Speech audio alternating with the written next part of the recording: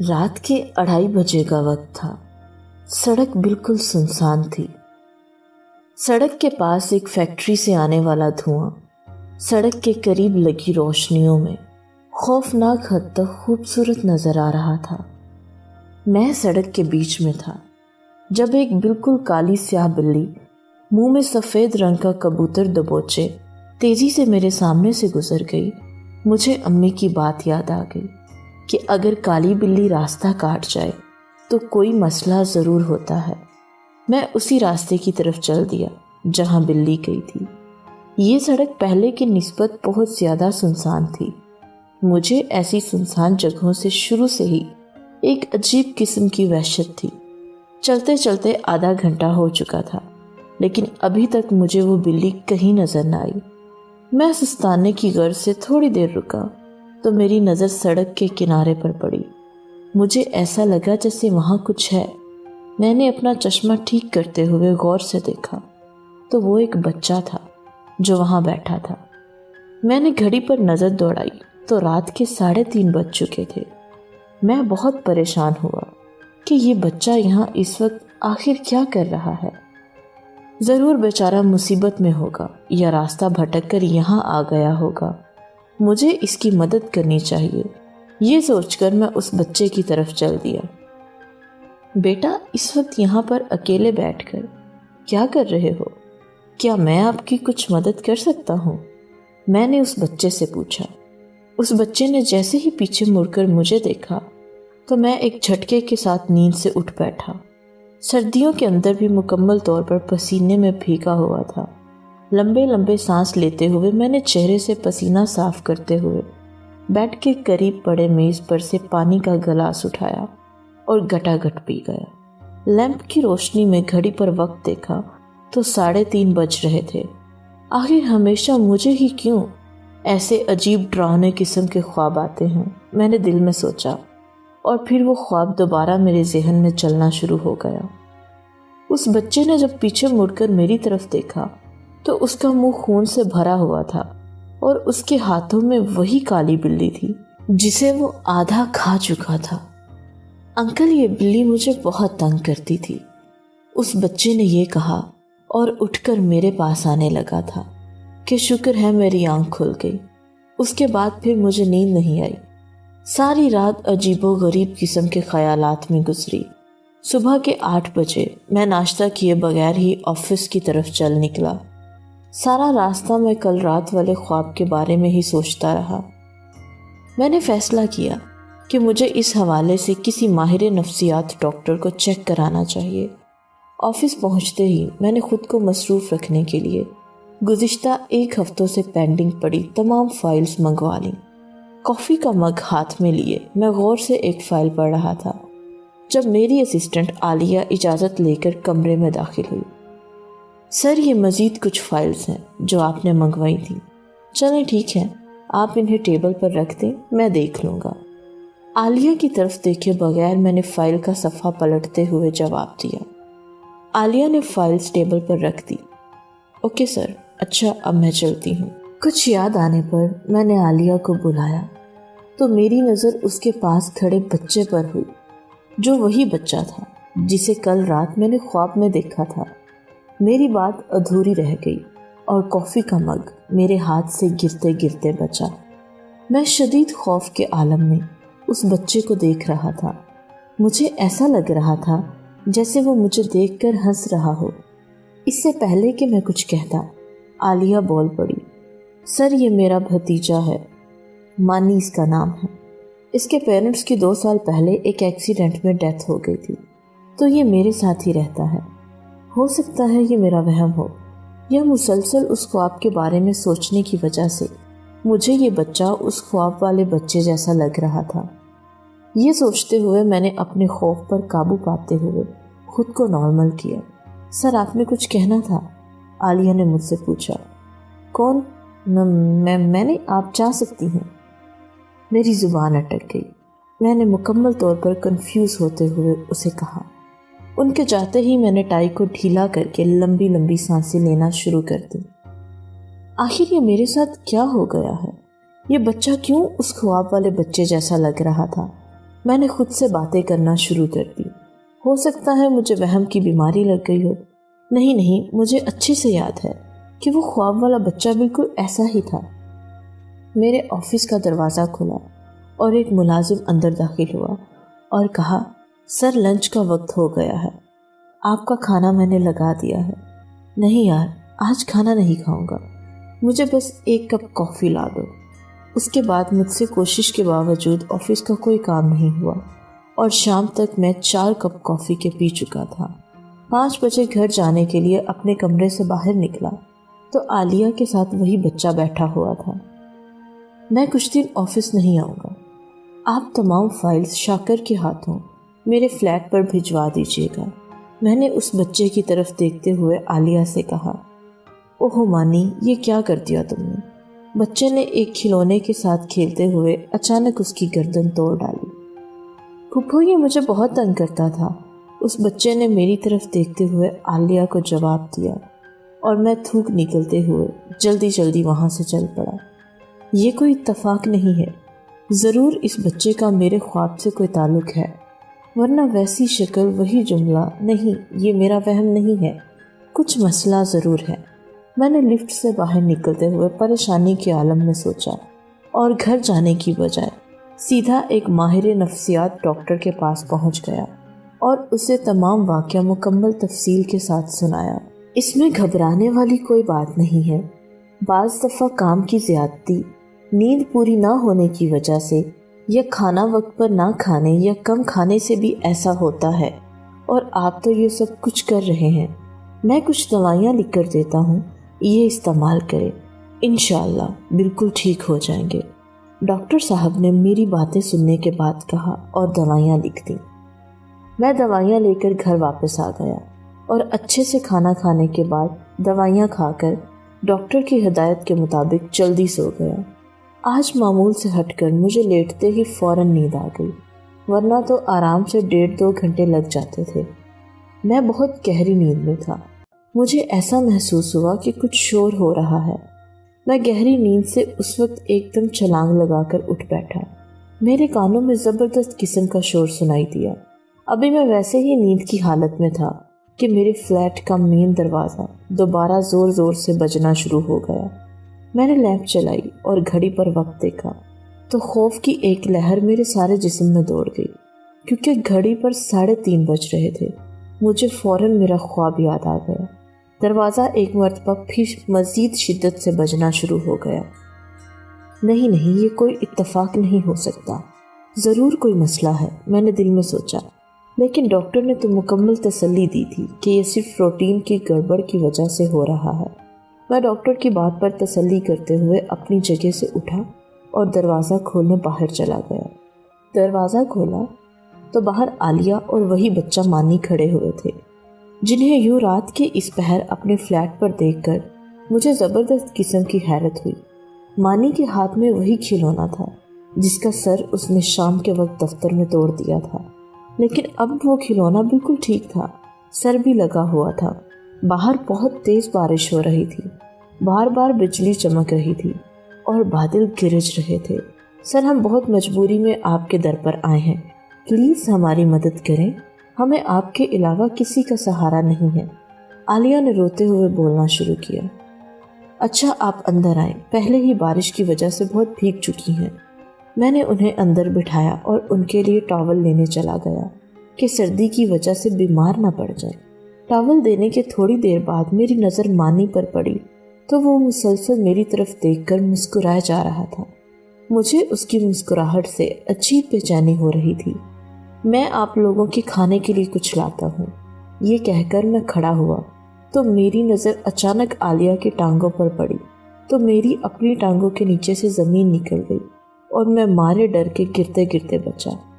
عالیہ کی ٹانگیں بالکل الٹی اور خوفناک تھیں، جیسے چڑیلوں کی ہوتی ہیں۔ میں بڑی مشکل سے اپنے ڈر کو قابو کرتے ہوئے کچن کے بہانے اپنے کمرے میں گیا اور دروازے کو اندر سے لاک کر دیا۔ موبائل اٹھا کر پولیس کا نمبر ملایا۔ تیسری گھنٹی پر میری کال اٹینڈ کی گئی اور میں نے تیزی سے چلتی اپنی دھڑکنوں کو قابو میں کیا اور بڑی مشکل سے آواز نکال کر کہا، میرے گھر میں کوئی بڑی عجیب و غریب قسم کی مخلوق آ چکی ہے جس کی ٹانگیں الٹی اور خوفناک ہیں۔ جب میں نے اپنی بات مکمل کر لی تو آگے سے جواب سن کر موبائل میرے ہاتھوں سے نیچے گرا اور میں ڈر کر بیڈ پر جا پڑا۔ فون پر پولیس کی بجائے عالیہ کی آواز تھی جو کہہ رہی تھی، میں چڑیل ہوں سر۔ اسی وقت مجھے محسوس ہوا کہ کوئی میرے بالکل پیچھے ہے۔ میں نے ڈرتے ڈرتے پیچھے مڑ کر دیکھا تو میں نے کانپتے ہوئے پیچھے مڑ کر دیکھا تو پیچھے وہی خوف والا بچہ مانی کھڑا تھا۔ اس کا منہ خون سے بھرا ہوا تھا اور اسی کالی بلی کا باقی آدھا حصہ اس کے ہاتھ میں تھا۔ انکل یہ مجھے تنگ کرتا تھا۔ مانی نے وہی خواب والا جملہ دوبارہ دہرایا۔ خون اس بچے کے منہ سے بہہ رہا تھا اور اب اس نے دوبارہ اس کالی بلی کے بچے ہوئے حصے کو اطمینان سے کھانا شروع کر دیا اور کھاتے کھاتے اچانک بلی کو میرے طرف بڑھاتے ہوئے کہنے لگا، انکل آپ بھی کھائیں، بہت مزے کا گوشت ہے۔ یہ منظر دیکھ کر مجھے ایسا لگا جیسے اس بچے کا اگلا شکار میں ہوں۔ اپنی موت کو سامنے دیکھتے ہوئے اپنی جان بچانے کے لیے نیچے اتر کر بھاگنے ہی لگا تھا کہ میری ٹانگ کسی چیز سے ٹکرائی اور میں منہ کے بل دھڑام سے فرش پر گر پڑا۔ چند لمحوں بعد خود کو سنبھالتے ہوئے اٹھا تو سامنے کا منظر دیکھ کر مارے خوف کے میری آواز تک نہ نکلی۔ ایسا محسوس ہوا جیسے کسی نے میرا گلا دبایا ہوا ہو۔ بیڈ کے نیچے سے عالیہ دونوں ہاتھوں کے سہارے رینگتے ہوئے بہت آہستہ آہستہ باہر نکل رہی تھی۔ اس کے ہاتھوں کے ناخن بہت بڑے تھے۔ جیسے ہی وہ باہر نکلی تو اس کا چہرہ دیکھ کر مجھے ایسا محسوس ہوا جیسے میرے جسم سے آہستہ آہستہ میری روح مجھے شدید تکلیف دیتے ہوئے نکل رہی ہے اور میں چاہتے ہوئے بھی کچھ نہیں بول پا رہا تھا۔ مجھے ڈر تھا کہ اگلے چند لمحوں میں میرے دماغ کی شریانیں پھٹ پڑیں گی۔ مانی کی طرف نظر گئی تو وہ ویسے ہی بلی کو کھاتے ہوئے منہ سے خون بہا رہا تھا اور مجھے دیکھ کر مسکرا رہا تھا۔ سر آپ ہم سے ڈر رہے ہیں؟ عالیہ نے میرے قریب آتے ہوئے کہا۔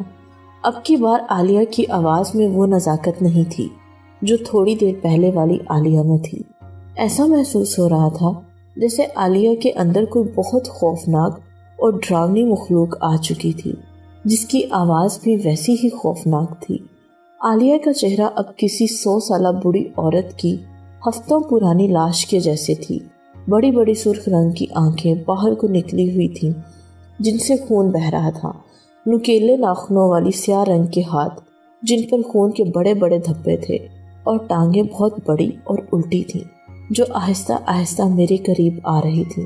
عالیہ کے ساتھ اب مانی بھی اپنے منہ سے خون بہاتا ہوا بالکل میرے سر پر پہنچ چکا تھا۔ یہ منظر دیکھ کر مجھے ایسا محسوس ہونے لگا تھا کہ بس میری یہ آخری سانسیں چل رہی ہیں۔ میری آنکھیں بند ہونے ہی والی تھیں کہ میرے کمرے کا دروازہ بہت زوردار جھٹکے سے کھلا۔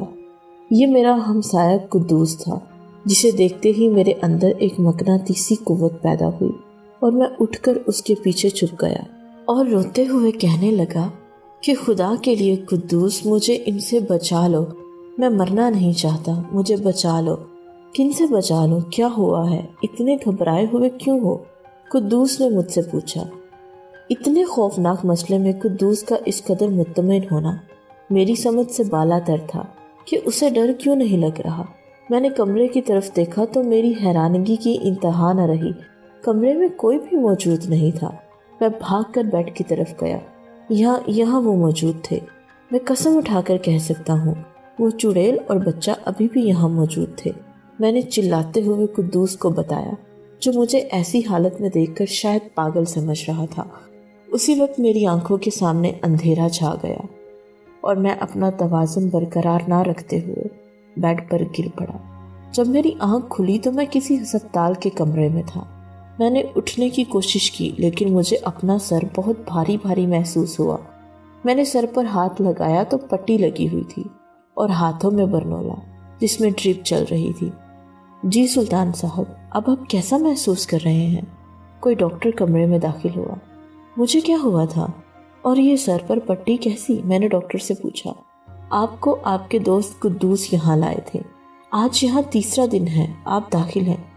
کیا 3 دن؟ یعنی میں 3 دن سے بے ہوش تھا؟ میں نے حیرانگی کے عالم میں ڈاکٹر سے پوچھا۔ شاید آپ رات کے کسی پہر نیند کی حالت میں یا کسی بھی طرح سے اپنے بیڈ سے نیچے گرے تھے جس سے آپ کو سر پر تھوڑی سی چوٹ آئی ہے۔ اصل میں ایسا انسان کے ساتھ تب ہوتا ہے جب وہ شدید ڈپریشن کا شکار ہو، کوئی بہت بڑی پریشانی میں مبتلا ہو۔ آپ کو سکون کی بہت سخت ضرورت ہے، ڈاکٹر نے بتایا۔ مجھے پتا تھا کہ اگر میں ڈاکٹر کو اصل مسئلے کا بتاؤں گا تو اس نے مجھ پر یقین نہیں کرنا۔ اب آپ آرام کریں، میں رات کو دوبارہ چکر لگاؤں گا، یہ کہہ کر ڈاکٹر چلا گیا۔ کیا واقعی یہ سب کچھ میرا وہم ہے؟ کیا واقعی شدید ڈپریشن کا شکار ہو چکا ہوں؟ کیا میں پاگل ہوں؟ نہیں، ایسا کچھ نہیں ہے، میں پاگل نہیں ہوں۔ ایک دفعہ پھر میرے ذہن کو وسوسوں نے جکڑ لیا اور مجھے پتہ تک نہیں چلا کہ کب دروازہ کھلا اور ایک نرس کمرے میں داخل ہوئی۔ سر، اب کیسی طبیعت ہے آپ کی؟ نرس نے ڈرپ چیک کرتے ہوئے کہا اور انجیکشن اٹھا کر قریب پڑے میز کی طرف منہ کر کے بھرنے لگی۔ اپنے خیالوں میں ادھر ادھر دیکھتے ہوئے ایک دم میری نظر نرس کے پیروں پر پڑی تو میرا دل دہل گیا۔ اس کی ٹانگیں الٹی اور شدید خوفناک تھی۔ آپ کو کیا لگا تھا کہ آپ بچ جائیں گے؟ وہی ڈراؤنی اور دہشت ناک آواز آئی۔ نرس نے سیدھے ہو کر میری طرف دیکھا تو سامنے عالیہ اسی خوفناک شکل میں کھڑی تھی اور اس کے ہاتھ میں ایک بہت بڑا خون آلود خنجر تھا۔ عالیہ مسکراتے ہوئے میری جانب بڑھنے لگی۔ اگر مجھے زندہ رہنا ہے تو مجھے اس چڑیل کا مقابلہ کرنا ہوگا، میں نے پہلی دفعہ ہمت کرتے ہوئے سوچا، اور اسی وقت عالیہ نے مجھ پر اس خنجر سے زوردار حملہ کیا۔ میں نے خود کو بچاتے ہوئے بہت تیزی سے بیڈ سے نیچے گرایا۔ برنولا میرے ہاتھ سے نکل پڑا اور خون بہنا شروع ہو گیا۔ میں نے ہاتھ کی پرواہ کیے بغیر جلدی جلدی اٹھ کر قریب پڑی میز پر کینچی اٹھائی، اور اس سے پہلے کہ وہ چڑیل مجھ پر دوبارہ حملہ کرتی، میں نے بہت پھرتی کے ساتھ اس پر پوری قوت سے حملہ کیا۔ کینچی اس کی گردن پر لگی جہاں سے خون تیزی سے بہنا شروع ہو گیا۔ چڑیل اب نیچے فرش پر پڑی تھی۔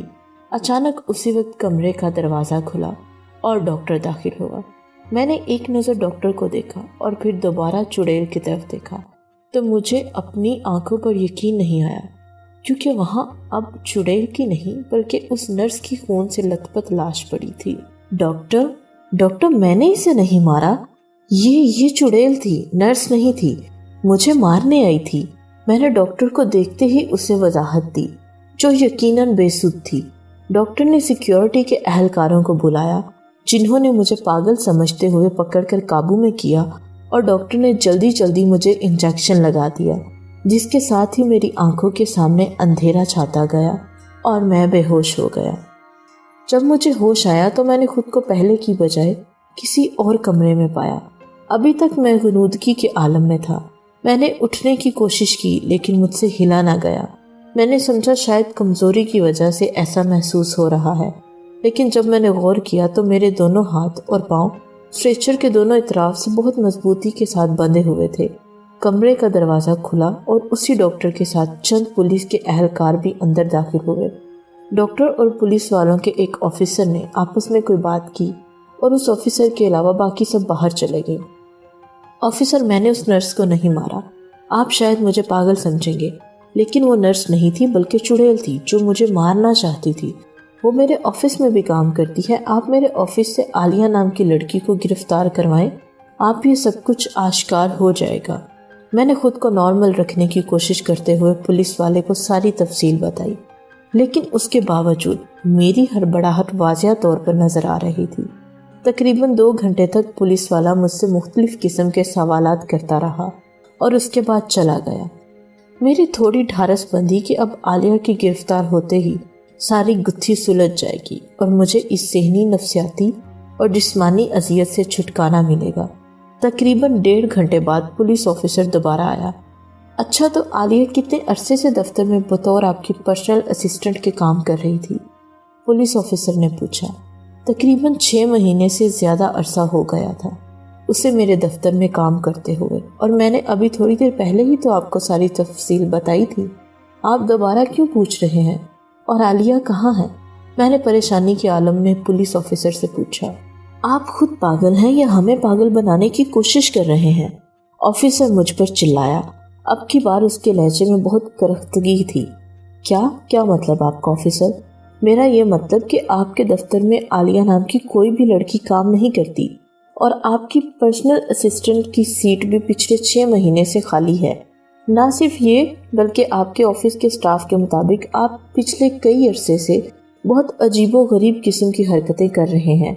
अपने दफ्तर के कमरे में खुद से बातें करते हुए पाए गए हैं। असिस्टेंट के टेबल पर रोज़ाना खुद से बातें करते हैं और आपके दफ्तर और घर में नशे की गोलियां भी पाई गई हैं। मैं मुंह खोले सत्ते के आलम में पुलिस ऑफिसर की बातें सुन रहा था और मेरे जहन के किसी कोने में ये ख्याल परवान चढ़ रहा था कि शायद ये पुलिस वाला मुझसे कोई घिनौना किस्म का मजाक कर रहा है या मैं कोई ख्वाब देख रहा हूँ।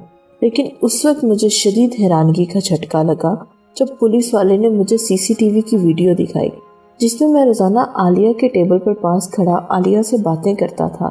लेकिन अब वीडियो में कहीं पे भी आलिया का नामो निशान तक नहीं था। उसके बाद अगले कई मिनट तक पुलिस वाला मुझसे पता नहीं क्या कुछ कहता रहा, लेकिन मेरा दिमाग मुकम्मल तौर पर माउफ हो चुका था। मुझे पुलिस वाले की कोई भी बात समझ नहीं आ रही थी। एक मर्तबा फिर मेरी आंखों के सामने सब कुछ धुंधलाहट का शिकार हो गया और थोड़ी ही देर में हर तरफ तारीकी छा गई। आज आपको अदालत में पेश किया जाएगा, डॉक्टर ने मेरी रिपोर्ट चेक करते हुए मुझे बताया। सुल्तान साहब, मैंने ऐसे कुछ केस पहले भी देखे हैं। मैं आपको एक मुखलिसाना मशवरा दे रहा हूँ कि अदालत में आपका वकील जो कुछ भी आपसे पूछे आपने उसे यही जवाबात देने हैं। डॉक्टर ने मुझे मुकम्मल तफसील से सारी सूरत हाल से निमटने का तरीका समझाया। तो क्या आप ये चाहते हैं कि मैं अदालत में ये कबूल करूं कि मैं पागल हूं? मैंने लाचारगी से डॉक्टर से पूछा। आपके ऊपर कत्ल का मुकदमा चल रहा है। अगर आप ये सब कुछ नहीं करते तो आपको 25 से 30 साल की कैद होगी या हो सकता है फांसी दे दी जाए। लेकिन इस तरीके से आपको अदालत किसी पागल खाने भेज देगी जहाँ पर कम से कम आप जेल से 1000 गुना बेहतर जिंदगी गुजार सकेंगे। लेकिन डॉक्टर, मैं पागल हरगिज नहीं हूँ। ये सब कुछ मुझे नज़र आता है। मुझे ऐसे डरावने किस्म के ख्वाब आते हैं, मुझे अजीब अजीब चीज़ें नज़र आती हैं। मैंने रोते हुए डॉक्टर से कहा, आपके अदालत जाने का वक्त हो चुका है। चंद पुलिस के अहलकार कमरे में दाखिल हुए। स्ट्रेचर से बंधे हुए मेरे दोनों हाथ और पांव खोले गए। हथकड़ियाँ लगाकर मुझे अस्पताल के कमरे से बाहर पुलिस की गाड़ी तक लाया गया। अदालत पहुंचने के 1 घंटे बाद मेरे केस की कार्रवाई शुरू हुई। तमाम जवाबात मैंने अपने वकील के कहने के मुताबिक दिए। तकरीबन 1.5 महीने तक मेरा केस ऐसे चलता रहा और बिलाखिर नफ्सियाती मरीज तस्वुर करते हुए अदालत ने मुझे एक पागल खाने में दाखिल कराने के अहकामात जारी कर दिए।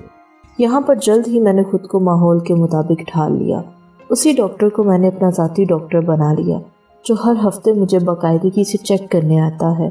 उसके मुस्तकिल इलाज से मेरी तबीयत अब पहले से बहुत ज़्यादा बेहतर हो चुकी थी। अब मुझे डरावने ख्वाब भी बिल्कुल कम आते थे। मेरी रूटीन बहुत बेहतर हो गई थी।